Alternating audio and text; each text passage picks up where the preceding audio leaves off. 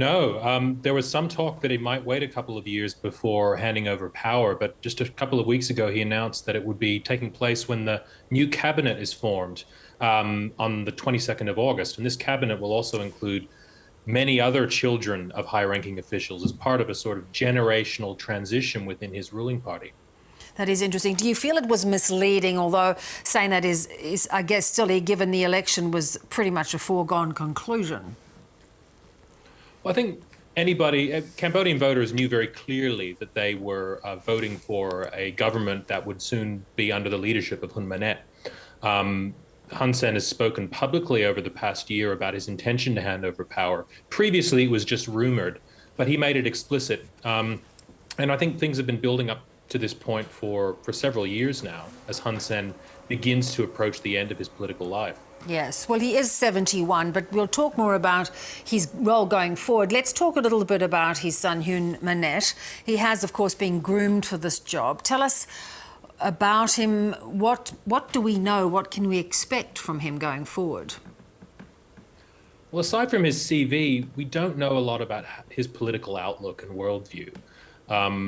He's somebody, what we can say is that he's grown up in a very different environment to his father. Hun Sen's political outlook, his political methods were forged by the realities of Cambodia's civil war in the 60s and 70s, in which he fought, in which he was an active participant.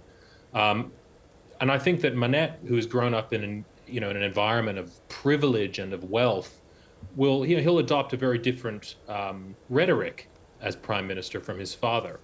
However, I haven't seen any evidence that he intends to move Cambodia in a more democratic direction. I think that the political system will shape the decisions that Hun Manet makes rather than the other way around. Yes. Do you get the feeling that Hun Sen will still have his hands on the levers of power, though, even though Hun Manet is the face? Hun Sen has been quite explicit about this. He says that he will still remain the locus of power in Cambodia, even as he steps back from the prime ministership. And of course, in Cambodia, historically, power has resided in individuals rather than in the institutions that they occupy. And Hun Sen will be a crucial power broker behind the scenes to ensure the stability of his son's administration, particularly in the first few years. Yes. So as you point out, he was educated as well in a very different system. He's lived in liberal democracies. Could he ease the country into a different direction, if not necessarily loosening the grips on its very sort of hard-line, one-party kind of nation? Hun Manet has said publicly that he intends to carry on his father's legacy, and he's echoed the language that Hun Sen uses about the opponents of his regime, referring to them as extremists and so forth. And so he's given very little indication that he will fundamentally reform the system. He's also, like his father, beholden to the many powerful people that exist within the Cambodian political elite who can be expected to resist any attempt at political reform. In many ways, the Cambodian political system has been built to resist that sort of change. And so I think he will be tightly circumscribed in his power. And I think that simply keeping the system intact will require continued crackdowns on the opposition and the anticipation and elimination of any potential sources of opposition to the system. I think he will adopt a softer rhetoric than his father, as I said previously, and I think that we might see a shift in the atmosphere of Cambodian politics. But the fundamental end goal, I think, will remain the same. Despite Hun Sen's very autocratic style, he does have a lot of public support. How do you think the Cambodians feel about this? What are they expecting from this generational shift?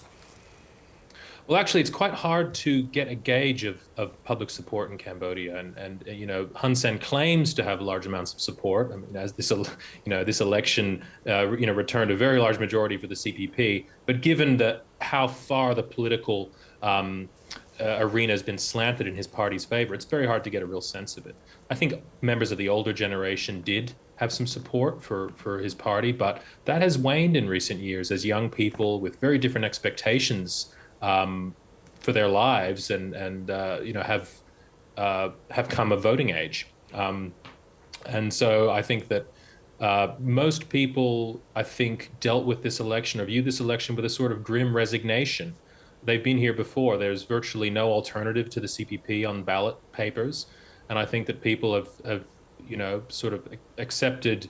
They're resigned to the fact that they really have no choice about who their leadership can be. Yeah. Did end up sort of rising through the ranks of the military. Do you think that he is credentialed in this space? He would have their support going forward? Well, it's hard to say because he's clearly been elevated through the ranks because of who his father is, and Hun Sen has maneuvered him into a leadership position in the military precisely to ensure the institution's loyalty. Control of the security forces in Cambodia is absolutely crucial to control. And Hun Sen, over the past 30 years, has gradually consolidated his control over the various branches of the security forces. As for we really don't know that much about his ability as a commander.